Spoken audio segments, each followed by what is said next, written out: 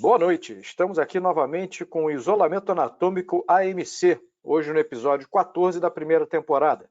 E hoje teremos a grande satisfação de receber o nosso monitor 01 do Departamento de Morfologia da Universidade Federal Fluminense, Ian Peter RC.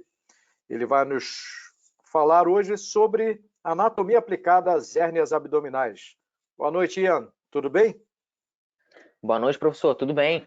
Boa noite a todos. Me chamo Jean-Peter Perissé, ou Ian Peter, como o professor Cavazan me chama. Não sei se todos me conhecem, eu sou aluno do 8º período da Faculdade de Medicina. E o tema da palestra de hoje é anatomia aplicada às hérnias abdominais. Bom, vamos iniciar então perguntando o que é uma hérnia, tá? A hérnia é uma protrusão, um escape parcial ou total, de um tecido da cavidade na qual ele comumente reside. Ou seja, o que seria isso? O tecido ele reside numa região, no caso da abdominal, é uma estrutura intraabdominal ou até mesmo da própria parede, e ele protrui, ou seja, ele vai para fora da cavidade. Tá? Então, pode ser uma alça intestinal, pode ser um pedaço de epíplon, pode ser o omento, ou pode ser a própria gordura da parede indo para fora, tá bom? Lembrando, como é uma estrutura que passa pela cavidade, passa pela parede, então toda a anatomia esmiuçada que a gente vai ver se baseia na fragilidade da parede abdominal. Onde é mais frágil, onde é menos frágil, para eu saber qual região realmente que tem mais incidência de hérnia. Mas basicamente o conceito da hérnia está aqui. É uma protrusão do conteúdo intraabdominal através do que parece ser o anel umbilical. Então a gente tem uma protrusão, o conteúdo da alça saindo para fora. Lembrando agora mais uma vez, a gente tinha visto uma herniação de alça na imagem anterior, agora a gente tem uma herniação de epíplon, ou do aumento maior, tá vendo? Extravasando para fora da parede abdominal, provavelmente pela região umbilical também. Aqui a gente vê na imagem videolaparoscópica do que seria a região. Agora a gente se pergunta como ela se forma. É aquela palavra, fragilidade. A gente precisa saber da anatomia da parede abdominal para saber onde pode ser mais frágil. Sabendo onde pode ser mais frágil, a gente vai saber onde ocorrem mais hérnias. E sabendo a anatomia da região, a gente vai saber avaliar e a gente vai saber tratar, né? Então a gente já sabe como se forma, já sabe o que é, mas por que estudar hérnia? Por que eu preciso saber dessa anatomia tão difícil? Tá? Aqui a gente pode ver, ó, a relação da parede abdominal diretamente com o que a gente vai ver na anatomia superficial. Isso já facilita um pouco da gente saber qual é o mecanismo da hérnia. Mas agora, a gente precisa saber dessa anatomia esmiuçadamente para fazer um diagnóstico pelo exame físico. É uma das patologias que tem uma facilidade que o diagnóstico é exclusivamente pelo exame físico. Eu não peço exame de imagem para diagnosticar uma hérnia. Raramente vou pedir, a menos que seja uma hérnia interna. Mas estamos falando da hérnia de parede de abdômen. Sendo assim, a gente não precisa pedir nenhum exame complementar para fazer um diagnóstico da hérnia inguinal, da hérnia femoral, mas para isso a gente precisa saber da anatomia. E além disso, a anatomia é muito importante para o reparo da região. Como a gente pode ver nessa imagem, parece ser uma região muito complexa, e realmente é. Então a gente tem que ter muita confiança na nossa anatomia para fazer o tratamento da região cirúrgico. Tá? Agora a gente passou pela introdução, vamos iniciar a parte da anatomia da parede abdominal. Iniciando pelas camadas da parede abdominal. Por que eu estou iniciando com esse tema? A gente precisa saber o que é mais superficial e o que é mais profundo. Então, por essa imagem, a gente vê que se inicia com pele, e profunda pele a gente tem a região adiposa, assim como qualquer outro lugar. Mas nessa região a gente tem a divisão de duas camadas do subcutâneo, que a gente tem a fáscia superficial, ou seja, uma camada areolar, que a gente chama de fáscia de Camper, e uma fáscia membranosa, profunda, que é chamada de fáscia de Scarpa. A fáscia de Camper é o que está demonstrado aqui como amarelo, e a de Scarpa como branco aqui. E essa divisão é importante porque a fáscia de Scarpa, por ela ser membranosa, ela é muito mais rígida. Então, ela é um parâmetro muito mais importante para o reparo da região. Ou seja, dar um ponto na face de Scarpa vai fixar muito melhor do que um ponto na face de Camper. E profunda essa região subcutânea, a gente tem diversas outras estruturas. Em ordem de superficial para profundo, o músculo oblíquo externo, músculo oblíquo interno, músculo transverso do abdômen, profundo a ele a fáscia transversalis, que está aqui em verde, profunda essa região de fáscia extraperitoneal ou camada pré-peritoneal e o peritônio parietal. Mas a gente pensa assim, bom, então é um amontoado de camada e é um sanduíche. Então, basicamente, a gente só precisa saber qual que está mais superficial, qual que está mais profundo, e é isso aí. Só que não é muito bem assim. Não é exatamente um sanduíche. Existem muitas regiões da parede do abdômen que uma estrutura está presente e a outra não. E isso é importante a gente saber. E o canal inguinal é isso. É uma região que apresenta algumas estruturas, a ausência de outras, forma uma arquitetura de canal que a gente vai ver mais para frente. Agora, só para retomar um pouquinho, da esquerda para a direita, que é superficial para profunda. A gente tem pele, subcutâneo dividido em face de Camper, face de Scarpa, músculo oblíquo externo, músculo oblíquo interno, músculo transverso do abdômen, fáscia transversalis, fáscia pré-peritoneal, que é essa parte gordurosa, e peritônio parietal, tá bom? E isso é importante, por que eu quero saber dessa fáscia de Scarpa, de Camper? Para que isso?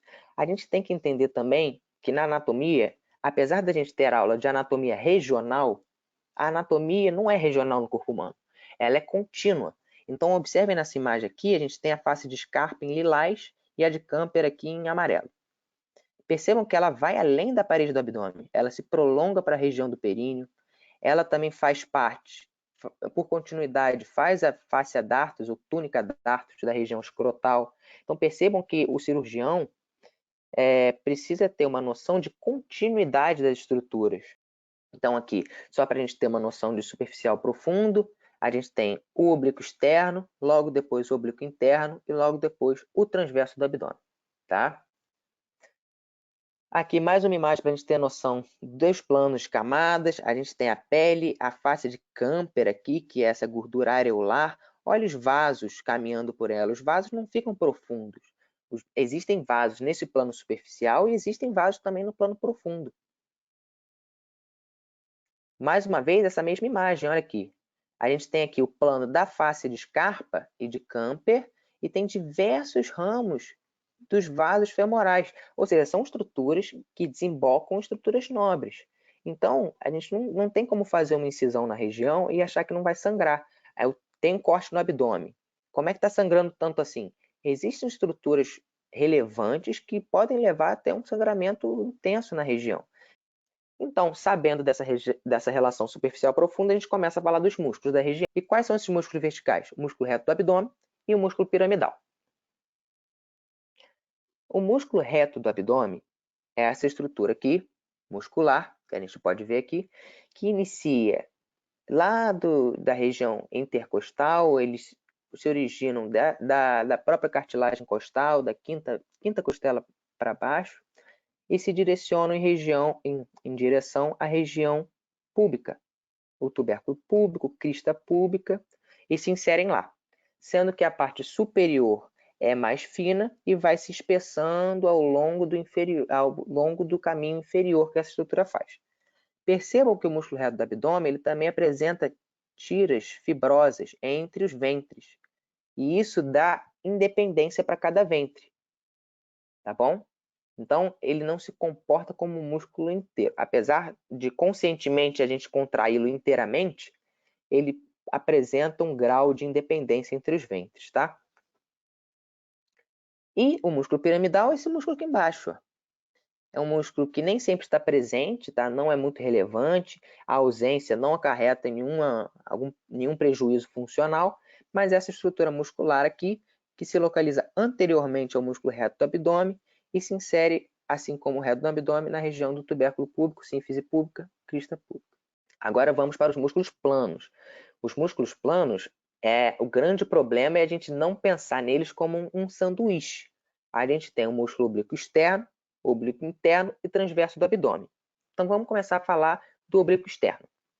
Observem que ele não cobre apenas o abdômen? É um músculo que se origina desde a quinta costela e se insere na quinta, sexta até a 12ª e ocupa grande parte até do tórax, até essa região inferior, até o tubérculo púbico, crista ilíaca. Então, é um músculo que cobre grande parte da região da parede anterior do corpo, né? E percebam que, a partir do momento que ele se aproxima do reto abdominal, ele envia o que se chama de aponeurose. Então, não temos fibra muscular do oblíquo externo em todo o seu percurso. Ele é um elemento, apresenta um elemento muscular e um elemento aponeurótico, tá? Algo importante da gente notar nele também é a orientação das fibras. A orientação das fibras do oblíquo externo é em V. Percebam que na região inguinal ele faz algumas dobras e apresenta algumas dependências provenientes dele, tá? Uma delas, uma das mais importantes, é o ligamento inguinal. É uma estrutura que é o espessamento da região da aponeurose inferior dele, que liga a espinha ilíaca anterosuperior ao tubérculo púbico. Perceba que é um espessamento e ele se dobra posteriormente, tá vendo? Que ele dá uma dobrada aqui, e essa dobrada permite a criação de um canal, que é o canal inguinal. Percebam também que ele emite uma outra contribuição chamada de ligamento lacunar. Ele emite uma contribuição para o tubérculo púbico, que anda e continua posteriormente pela linha pectínea, que é o chamado ligamento pectíneo. Vamos ver o oblíquo interno. Agora, a gente pode ver que ele é profundo, o oblíquo externo, tanto que o oblíquo externo foi ressecado para a gente conseguir observar o oblíquo interno. Mas o que eu quero que vocês notem? Perceba que ele não se prolonga para a região das costelas. Ele se fixa superiormente ao gradil costal.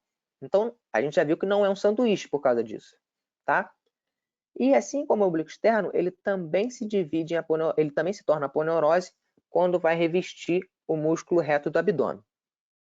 Percebam também uma contribuição muscular que ele dá aqui, ó, chamada de músculo cremaster.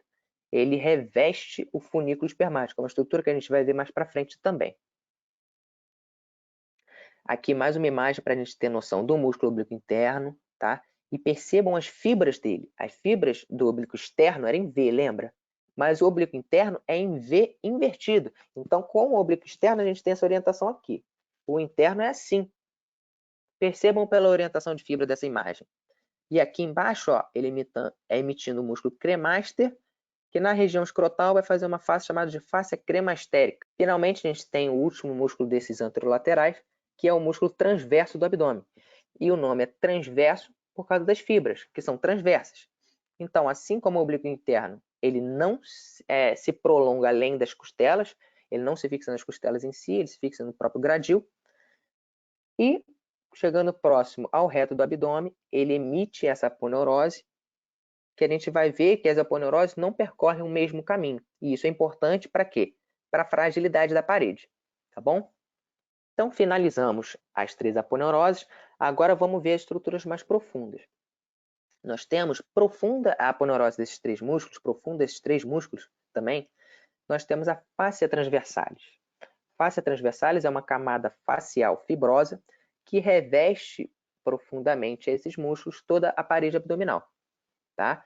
Profundamente ela também temos uma camada de peritônio parietal. A gente vai ver o que é. E entre a fáscia transversalis e o peritônio, temos a chamada fáscia extraperitoneal. É importante a gente lembrar o conceito de fáscia nesse caso, porque a fáscia transversalis não tem nada a ver com o músculo transverso. E muitos livros chamam de fáscia do transverso, então complica mais ainda.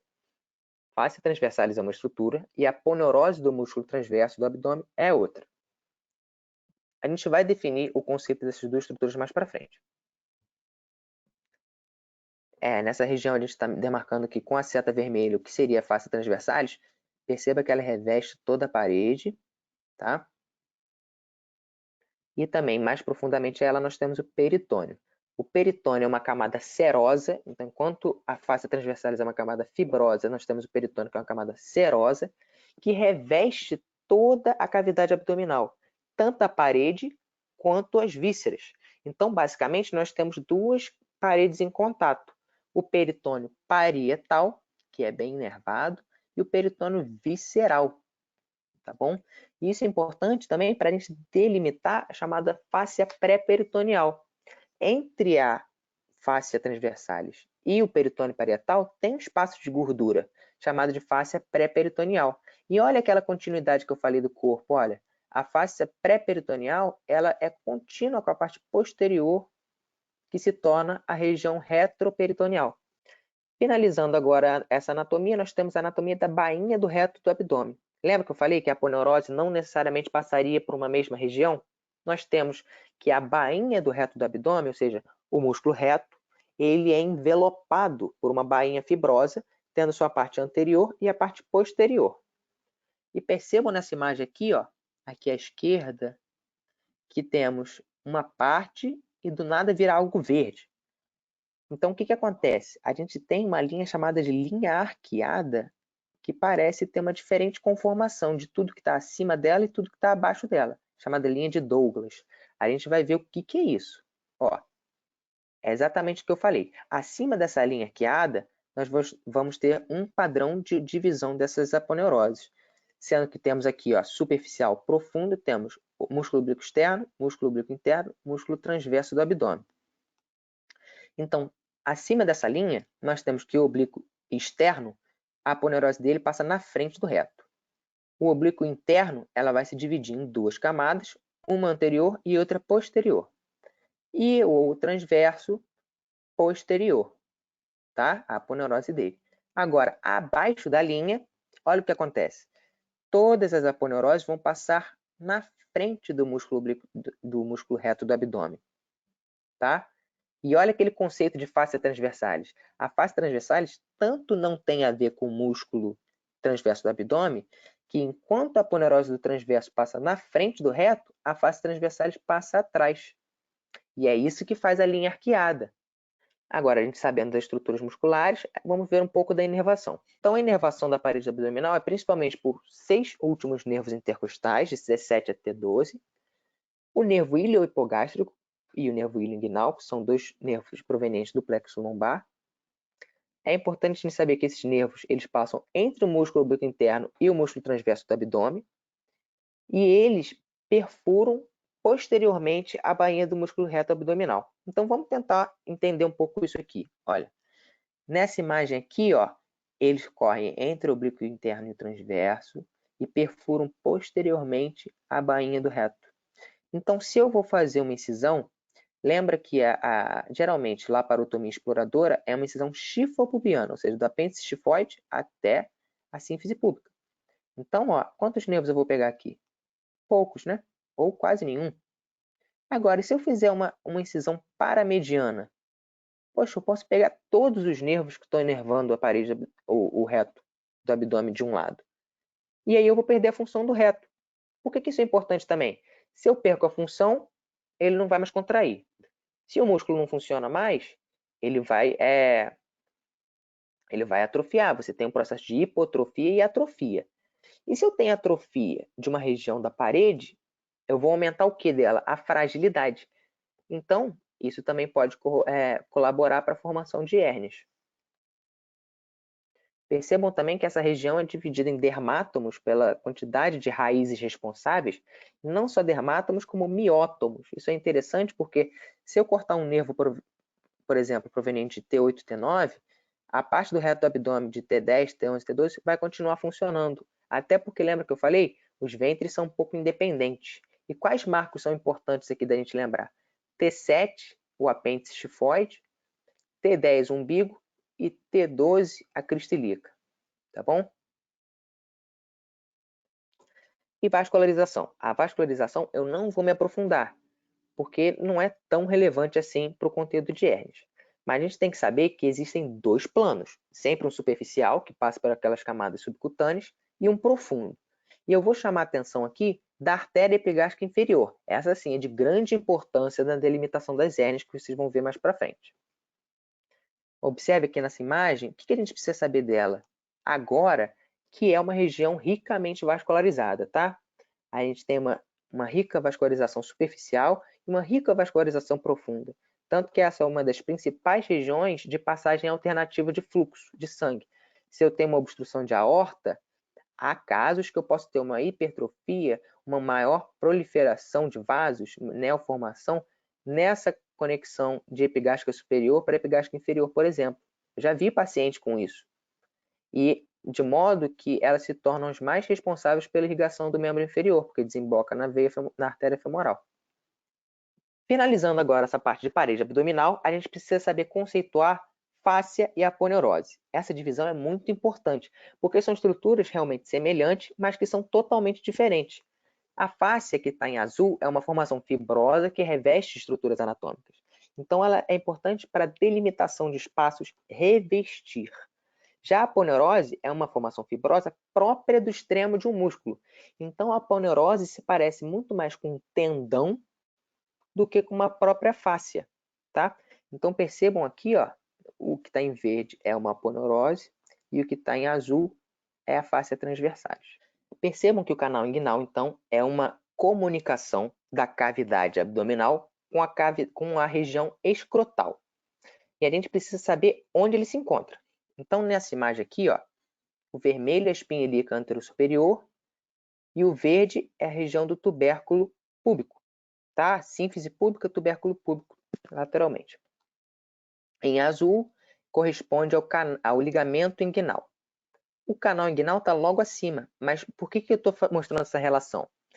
A região mediana desse canal, ou seja, a metade do ligamento inguinal, é o início do canal inguinal, tá? E ele vai em direção também à sínfise púbica. Então, o que é o canal inguinal? É uma estrutura proveniente da embriologia da migração do testículo no aparelho masculino ou do conducto de Nuck no aparelho feminino, da região intraabdominal para a região escrotal no masculino e os lábios maiores no feminino. Então, percebam aqui, ó, que a gente tem um testículo guiado por uma estrutura chamada de gubernáculo e ele migra do abdômen para fora dele. O que é importante dessa imagem também? Lembra que a gente falou que parecia um sanduíche, mas não era? Olha a quantidade de camadas que continuam revestindo o testículo. E elas são dependentes, elas são contínuas do abdômen. Então, a gente pode assumir que a estrutura da parede do abdômen é análoga a outra estrutura da região escrotal. Então, para tentar simplificar um pouco, a gente pode pensar que o canal inguinal é uma caixa, tá? Uma caixa com 4 paredes e 2 anéis. Então, a gente tem que a parede anterior, parede posterior, teto, assoalho. E tem 2 anéis. Por que tem 2 anéis? Porque é como se fosse um limbo, né? Uma região de limbo entre a cavidade abdominal e a região escrotal. Então, a gente precisa de 2 portas, que são os anéis. O anel inguinal profundo, na parede posterior, é claro, e o anel inguinal superficial, na parede anterior. Tá bom? Então, vamos lá. Vamos começar pela delimitação das paredes. Parede anterior é o que cobre o canal. Então, provavelmente deve ser a estrutura muscular mais superficial, que é o oblíquo externo. Então, a aponeurose do oblíquo externo é responsável por grande parte da parede anterior. Além disso, tem fibras carnudas do músculo oblíquo interno e transverso, como a gente vai ver um pouco mais para frente. E medialmente, a gente tem o anel inguinal superficial. Então, lembra que eu falei para a gente focar nessa região inguinal do músculo oblíquo externo? É porque ele faz muitas formações nessa região. Então, vamos tentar entender um pouco melhor. Lembra que eu tinha falado que inferiormente, um espessamento dele forma um ligamento inguinal, que também envia o ligamento lacunar. E aqui, olha, a gente tem o chamado anel inguinal superficial, por várias formações dele. Se a gente dividir essas fibras por vetores, ou seja, botar qual parte, qual direção de cada parte da fibra do oblíquo externo, a gente vai ter essa imagem super confusa. Mas ela dá para entender melhor quando a gente compara com outro desenho. Então, observe aqui que à direita, a gente tem aqui a aponeurose do músculo oblíquo externo, comparável aqui isso aqui. O que eu quero que vocês prestem atenção agora? Esse número 11 aqui. Esse número 11 é o anel inguinal superficial. Percebam que ele é formado por cruzamento de várias fibras do próprio oblíquo externo. Então, a gente tem algumas estruturas, como o 8 aqui, ó, pilar lateral pilar medial. São dois pilares que delimitam muito bem esse anel inguinal. Evidente aqui também, ó, pilar lateral, pilar medial. Entre os dois pilares, tem fibras aqui que estão marcadas como 3, que passam em cima para delimitar o anel, chamado de fibras intercrurais. E inferiormente, a gente tem aqui em 2, chamado de ligamento reflexo. Então, a gente tem uma formação, literalmente, de um buraco, um anel inguinal superficial, com esses prolongamentos de fibras da aponeurose do oblíquo externo, tá bom? Agora vamos para a parede posterior. A parede posterior tem diversas formações, tá? Mas principalmente o anel inguinal profundo, que é o maior lateralmente. Lembra que precisa ter uma porta posterior e uma porta anterior. A gente tem fibras chamadas de interfoveolares, a gente não vai ver muito sobre isso. A gente tem a fáscia transversalis, que é muito importante a gente saber, foice inguinal e ligamento reflexo. A gente vai ver o que é isso, tá? Agora a gente pode ver naquele desenho de esquema da caixa, ó, o mais lateral é o anel inguinal profundo e vai continuando, e aqui tem um tendão conjunto. Percebam, ó, que lateral, imediatamente medial ao anel, tem uma estrutura que não tem quase nada. E quase nada é sinônimo de fragilidade, tá? Então vamos ver aqui, ó. Nessa estrutura aqui que está esquematizado, é a fáscia transversalis. Perceba que a fáscia transversalis, ela cobre toda a parede abdominal. Igualmente, também tem estruturas que ficam mais espessas ao passar em certas regiões, tá? E percebam também a relação também com essa artéria aqui, epigástrica inferior, que a gente vai ver um pouquinho mais para frente. Agora sim, a gente tem a fáscia transversalis aqui, ó, sozinha, fragilidade. Mas a gente também tem outras estruturas. Isso aqui é chamado de foice inguinal, ou tendão conjunto. O que é isso? Lembra que eu falei que o músculo oblíquo interno e transverso, eles também vão se fixar no tubérculo púbico. E essa estrutura dá uma sustentação boa para a parede posterior do canal inguinal. Qual a diferença de foice inguinal e tendão conjunto? Foice inguinal é quando a gente tem apenas a aponeurose do oblíquo externo. Quando temos apenas a aponeurose do músculo transverso do abdômen, sozinho. Agora, quando o oblíquo interno se junta, a gente chama de tendão conjunto, por motivos óbvios. É a junção desses dois músculos, tá bom? Mas o que é importante a gente saber? O importante é a gente saber que o anel inguinal profundo está aqui, lateralmente a ele tem essa região de fragilidade, só a face transversalis, e lateralmente já fica super rígido. Por quê? Aí a gente vai ter uma junção das aponeuroses do oblíquo interno e transverso, e mais medial ainda, a gente ainda tem o ligamento reflexo junto, que ainda dá maior sustentabilidade para a região, tá? E essa imagem aqui que eu queria mostrar para vocês. Perceba que a espessura é crescente de lateral para medial, tá? Esse 8 aqui é o que chama de ligamento interfoveolar. É como se fosse uma região de maior espessamento da face transversalis. Não vamos ver muito sobre isso, não. Então, a gente tem uma espessura crescente de lateral para medial. Ou seja, maior fragilidade para menor fragilidade. Percebam que na seta vermelha, o tendão conjunto, e na seta azul, o ligamento reflexo ainda soma o tendão conjunto. Então, tem um acrescimento de várias camadas que vão reforçar ainda mais esse canal. Teto. Agora que passamos pela parede posterior, vai ficar mais fácil. O teto são fibras arqueadas dos músculos oblíquo interno e transverso. Então, percebam por essa imagem aqui que vai ficar mais fácil. Ó. Parede anterior, parede posterior e o teto são essas fibras aqui. Ó. E o assoalho, ou chão, é o ligamento inguinal. Lembra que eu falei que o ligamento inguinal é aqui uma representação, que é só um ligamento, só uma estrutura ligamentar. Lembra que eu falei que o ligamento inguinal, ele dá uma dobrada para trás, ele se inclina posteriormente, formando aquele canal côncavo na região que permite a passagem, que permite a formação do canal inguinal. Ou seja, ele é o assoalho. O oblíquo externo acaba sendo, então, parede anterior e assoalho, né? Porque o canal inguinal vem dele. Percebam, então, eu fiz agora um corte sagital da região. Agora vocês conseguem ver o que eu estava querendo dizer como dobrada do músculo oblíquo externo. A gente tem aqui, então, a parede posterior, fáscia transversalis. O teto, aquelas fibras arqueadas, músculo oblíquo interno e transverso. E a parede anterior, nós temos a aponeurose do oblíquo externo, que dobra para trás, formando o assoalho, que vem do ligamento inguinal. Percebam que o ligamento inguinal tem uma outra estrutura aqui, como está escrito em 7, né? Que não é proveniente dele, mas está no mesmo lugar que ele. O que isso significa? Sustentação. Tá? Todas essas estruturas que parecem ser difíceis, que às vezes a gente não vê muito sentido por que a gente está vendo elas, são estruturas importantes para a sustentação, para o reparo. Se eu der um ponto nessa estrutura forte, vai me ajudar a reparar depois. Então, essa estrutura 7 aqui se chama trato iliopúbico. Ela é correspondente ao ligamento inguinal, mas ela não vem do oblíquo externo, ela vem da fáscia transversalis, tá?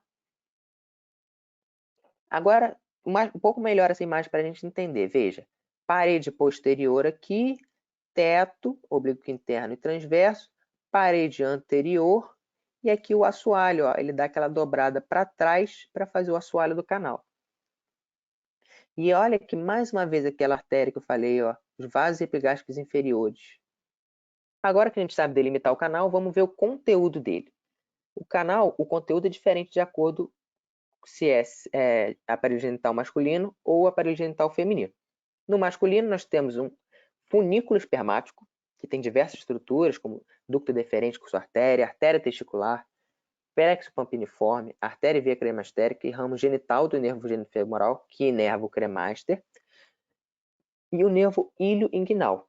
Por que eu botei o nervo inguinal separado? O nervo inguinal não faz parte do funículo, mas ele está dentro do canal. Agora, no aparelho genital feminino, nós temos o ligamento redondo do útero, que é um ligamento que une o útero aos lábios maiores, tá? É um ligamento relevante para a sustentação do útero na posição dele, anterovertida, e o nervo ilioinguinal também na região. Por que eu estou comentando isso? Olha aquela mesma importância daquela imagem. Nós temos que lembrar que o funículo é formado a partir da migração, no caso, do testículo ou conducto de Nuck, através da parede abdominal, trazendo consigo várias fáscias e outras estruturas, importantes para irrigação, inervação e outras coisas. Veja nessa imagem aqui. Agora finalizamos o conteúdo de canal inguinal. E olha quanta coisa a gente consegue trazer de lá até distalmente. Só mais uma coisa, a gente tem que perceber que essa bainha roxa aqui, ela não se prolonga. O que é isso? É o peritônio, lembra que eu falei? O peritônio, ele se prolonga inicialmente da região do abdômen até essa região escrotal. Mas se isso persistisse, eu teria sempre uma comunicação contínua. E isso é a fisiopatologia de um tipo de hérnia que eu vou falar. Ou seja, esse peritônio ele se oblitera para impedir que se comuniquem amplamente essas duas cavidades. Agora, para finalizar essa parte canal inguinal, a gente precisa ter uma noção da visão intraabdominal também. Tá? A gente já viu toda essa parte, agora vamos ver por dentro da barriga. Por dentro da barriga, a gente tem a visualização do ducto deferente entrando aqui, artéria testicular, e perceba a íntima relação com a artéria epigástrica inferior. Ó. Isso aqui é o anel inguinal profundo. Então, o canal inguinal começa aqui e vai medialmente. Tá?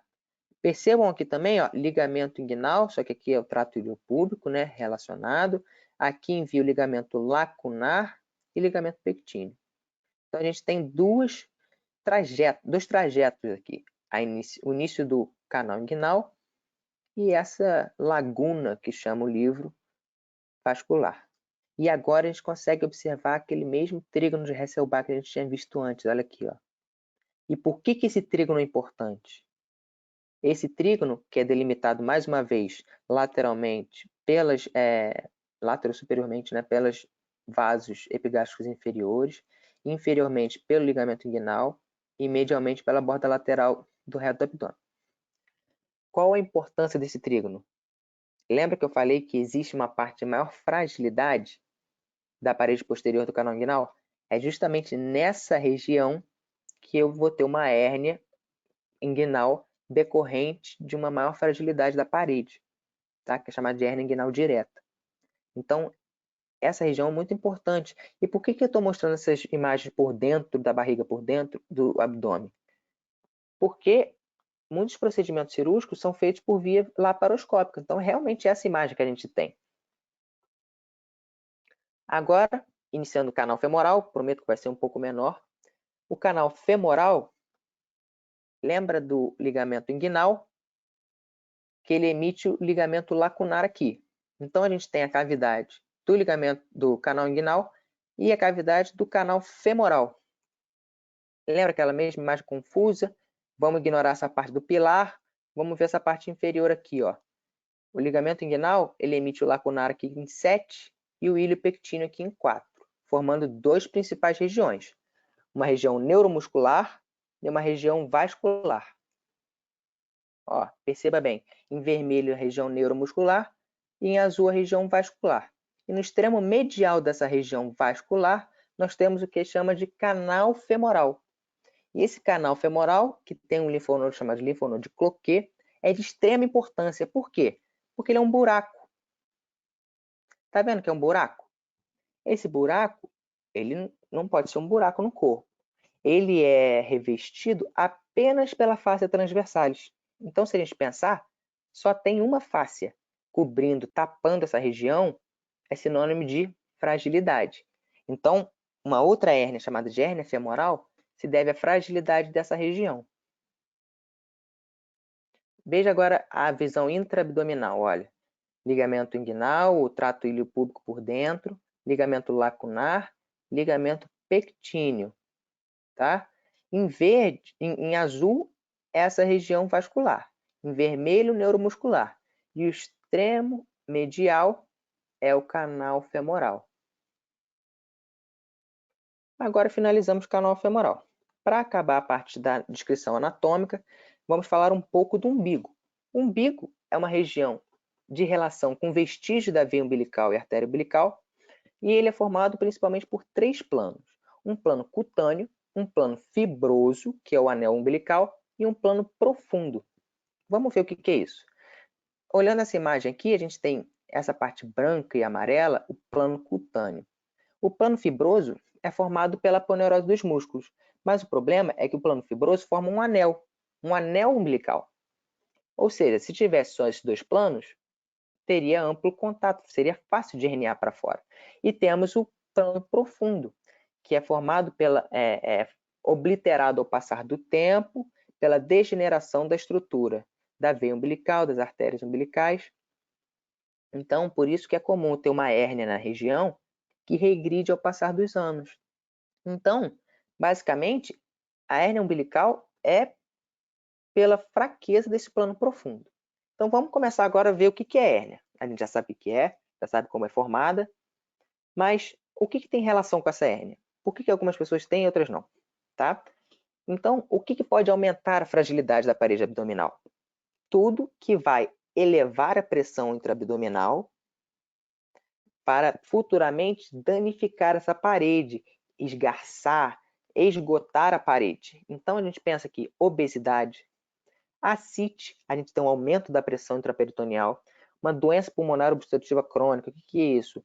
Por exemplo, uma doença enfisematosa, a pessoa que fuma muito, ela tem tosse crônica, e essa tosse crônica sempre vai levar a pressão de forma crônica intraabdominal. Além disso, tem uma alteração da arquitetura do tórax, que também vai alterar um pouco essa estrutura, essa força da parede abdominal. Gravidez, uma cicatrização inadequada, tudo isso ajuda na fragilidade da parede abdominal. Então, a gente tem aqui, para começar a falar das hérnias, a hérnia umbilical, que se dá pela fragilidade do plano profundo. Percebam, a gente tem cutâneo, fibroso, profundo. Se a gente tem, é comum que 90% das mulheres, se não me engano, já tem uma hérnia umbilical normalmente, que fica um pouco mais visível na gravidez. Mas não é tão de grande importância, tá? Mas percebam que pela fragilidade desse plano profundo que a gente tem essa protrusão da alça. Agora, a hérnia inguinal. A hérnia inguinal, ela é mais complexa, bem mais, por isso que a gente ficou muito tempo falando de canal inguinal. Mas a principal classificação diferente dela é entre a indireta e a direta. Sendo que a indireta a gente deve lembrar de infância, é mais congênita, tá? Então é basicamente quando a hérnia ela passa por todo o canal inguinal, iniciando pelo profundo. tá? E ela está muito relacionada à persistência do conducto peritônio vaginal. Lembra que eu falei o que era? Então, se eu tenho a persistência do peritônio que conecta as duas cavidades, eu posso ter uma hérnia. Agora, a hérnia direta é pela fragilidade da parede posterior, por todos aqueles fatores de risco que eu falei. Então, ela é mais adquirida com aquelas comorbidades. Perceba, então, pelas imagens. Essa aqui é uma hérnia inguinal indireta. Então, o saco herniário, que é essa denominação da região da hérnia, ele inicia no anel inguinal profundo e corre todo o canal inguinal, tá? Olha aqui, ó, vasos epigástricos inferiores. Perceba que ele está lateralmente a esses vasos. Agora, mais uma vez, lateralmente aos vasos epigástricos inferiores, a hérnia passando por todo o canal femoral, pelo canal inguinal, desculpe. Agora, a hérnia inguinal direta, não. A hérnia inguinal direta está relacionada à fragilidade da parede em si, e não do anel. Então, perceba que uma fragilidade, lembra, medial aos vasos, naquela região que só tem face transversalis, eu vou ter uma fragilidade que facilita a protrusão, facilita a herniação da região. Perceba, ó, nessa bolinha verde é aquela região de maior fragilidade que a gente tinha comentado. E por isso a importância do trígono de Hesselbach. A gente tem, por uma visão intraperitoneal, se a gente vê um buraco correspondente à hérnia lateral aos vasos epigástricos inferiores, significa que é uma hérnia indireta. Se é um buraco medial aos vasos epigástricos inferiores, uma hérnia direta. Mais uma vez, só para a gente entender um pouco melhor nessa outra imagem. E agora para a gente ver, ferrou, eu não estou entendendo nada dessa imagem. A gente vê um buraco aqui e a gente vê uns vasos. Esses são os vasos epigástricos inferiores. Então, a gente já sabe que a hérnia é direta. Perceba, aqui tem o vaso epigástrico inferior, o buraco está medial aos vasos, a hérnia é direta. Para a gente entender melhor, isso aqui é correspondente ao anel inguinal profundo, ducto deferente, vasos testiculares. Mas percebam a relevância dos vasos epigástricos inferiores. Então, basicamente, o trígono de Hesselbach estaria nessa região aqui que está em vermelho, tá? Isso aqui seria o ligamento inguinal aqui embaixo, e aqui a borda lateral do reto do abdômen. A hérnia femoral já é diferente. Percebam que ela passa por aquele canal femoral. O que é importante a gente saber disso? O importante é a gente se basear nessa estrutura aqui em azul, o ligamento inguinal. Por quê? Percebam que aqui em vermelhinho é o que estaria relacionado à hérnia femoral, ou seja, está passando inferiormente ao ligamento inguinal. Agora, tudo relacionado à hérnia inguinal passa acima do ligamento inguinal, até porque todo o canal inguinal está acima do ligamento inguinal, até porque o ligamento inguinal é o chão dele. Então, como é o chão, não tem nada abaixo. Percebam por essa outra imagem também a importância do ligamento inguinal, tá? Aqui, ó, em vermelho, hérnias femorais e em verde, hérnias inguinais. E esse ligamento inguinal também é importante porque a gente sabe onde ele está na anatomia superficial. A gente sabe que ele vai de uma proeminência óssea chamada espinha ilíaca anterosuperior até a sínfise púbica. Então, a gente consegue desenhar aquilo. Então, veja nessa imagem aqui a relevância disso para o exame físico. A gente sabe onde está o ligamento inguinal. Se a gente tem uma hérnia acima dele, provavelmente a hérnia vai ser inguinal. E se a hérnia está abaixo dele, dificilmente ela será inguinal. Provavelmente ela será femoral. Tá bom? Esse marco é muito importante para a gente avaliar. Então, percebam aqui nessa imagem, só para acreditar no que eu estou falando. A imagem está ruim, mas eu não consegui achar a imagem melhor que essa. O que está em vermelho é o ligamento inguinal. Se está inferior a ele, a hérnia femoral. Aqui, ó, temos as duas hérnias no mesmo paciente. Abaixo do ligamento inguinal, hérnia femoral. Acima do ligamento inguinal, hérnia inguinal. Agora, não sei se é direto ou indireto. Então, o que é importante para o exame físico dessa hérnia? A gente precisa saber palpar a hérnia, a gente precisa saber mobilizar a hérnia e reduzi-la. A gente não pode ter medo da hérnia e é sempre associá-la à resposta do paciente, tá bom? Então, a classificação importante de hérnia no exame físico é redutível ou não redutível. O que é redutível? Ela volta para a cavidade se eu tentar mexer ou ela não volta. Se ela volta, é difícil a gente pensar que ela está em sofrimento, tá? E se ela não volta? Aí não, aí ela pode sofrer. E a gente tem um diferente conceito de encarcerada e estrangulada. Encarcerada é quando ela está lá, não volta, mas não tem sofrimento isquêmico. Agora, se ela está estrangulada, lembra de uma pessoa estrangulada. Ela está sendo isquemiada. O pedículo, ou seja, ela sai e fica presa por um pedículo. E esse pedículo impede também a boa irrigação dela. Então, o tecido que está herniado começa a necrosar. E isso marca uma emergência. Vejam aqui a diferença de uma hérnia encarcerada, caso essa alça não pudesse retornar pelo exame, e uma alça estrangulada. Marca uma emergência cirúrgica que você precisa abrir e consertar a região e provavelmente ressecar o tecido necrosado, né? Mais uma vez, ó, perceba que o pedículo aqui está estrangulado, a alça não recebe boa irrigação e começa a necrosar. Então, no exame físico, o que a gente precisa saber para ver o paciente? Sempre ver o paciente em posição ortostática, ou seja, em pé inicialmente. Por quê? Porque quando está em pé, a parede abdominal está contraindo. Então, a gente precisa ver se a hérnia está aparente ou não. E só então, porque com a contração da parede abdominal, a hérnia tem maior facilidade de expelir pelo aumento da pressão intraabdominal. E só depois observar o abaulamento no abdômen relaxado, tá? E sempre utilizar a manobra de valsalva como um auxílio. O que é a manobra de valsalva? A manobra de valsalva é pedir para o paciente soprar no dorso da mão. E isso faz o quê? Faz um aumento da pressão intraabdominal e ajuda na protrusão da hérnia, tá? Essa outra imagem não está mostrando o dorso da mão, está mostrando fechar o nariz e soprar. É que eu achei mais imagens dessas, mas o que eu vejo mais em paciente é soprar o dorso da mão. E logo depois disso a gente faz a chamada manobra de táxi. Por que é isso? É basicamente a redução. A gente tem que saber como reduz essa hérnia. Sempre mobilizando o anel, preciso palpar o anel, sentir o anel e reduzir a hérnia. Reduzir, botá-la de volta para a cavidade, porque isso sim vai mudar a conduta do paciente, tá? Essa outra manobra é muito interessante para saber se a hérnia é direta ou indireta. Lembrem que é uma comunicação do abdômen para a região escrotal. Então, eu preciso entrar com o meu dedo pela região escrotal em direção ao anel inguinal superficial e palpar a região de hérnia. Então, percebam que se eu palpar uma hérnia que esteja na ponta do meu dedo, provavelmente ela está no canal inguinal e na verdade, é uma hérnia inguinal indireta. Agora, se ela está na polpa do meu dedo, ou seja, vindo da parede, ela provavelmente é uma hérnia inguinal direta. Esse exame eu preciso sempre pedir para o paciente fazer valsalva, porque valsalva que eu sinto o aumento da pressão e sinto a hérnia batendo no meu dedo.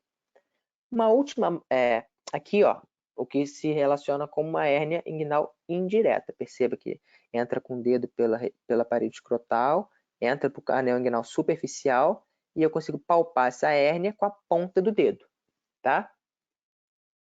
E a última manobra é a manobra de Landivar. É uma manobra interessante também, geralmente quando a hérnia não é muito aparente.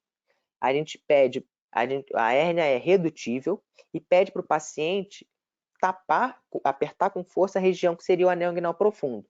Lembra dos parâmetros. Região mediana do ligamento inguinal, 2 centímetros para cima.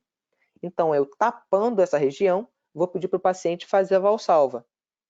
Se o paciente faz valsalva e a hérnia continua aparecendo, provavelmente ela não passa pelo anel inguinal profundo, porque ele está tapado. Então, uma hérnia inguinal direta.